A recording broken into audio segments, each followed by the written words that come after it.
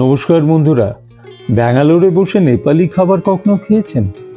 আজ আমরা এসেছি ব্যাঙ্গালোরের একটি জনপ্রিয় নেপালি রেস্ট্রো ক্যাফে, যার নাম বামিজ। অ্যাম্বিয়েন্সটা দুর্দান্ত, নেপালি ট্র্যাডিশনের ছোঁয়া রয়েছে। মেনু কার্ডে মোমোর সম্ভার দেখে তো অবাক হয়ে গেলাম। এছাড়াও নানা রকম নেপালি কুইজিন এবং বেভারেজে ঠাসা। হ্যাঁ, এই ফুড জয়েন্টটি ব্যাঙ্গালোরের কোরমঙ্গলায় অবস্থিত। নেপালি স্পেশালিটি এটা হলো লাফিং, নেপালি স্পেশালিটি ওয়াই লাফিং।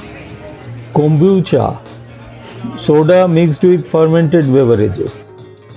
আর এরকম ঝোল মোমো তো আগে কখনো খাইনি। চিড়ে ভাজার সাথে মাংস পেয়েছে কোনোদিন? এটা হলো একটা নেপালি ডিশ, চিকেন কাঠেকো বলে।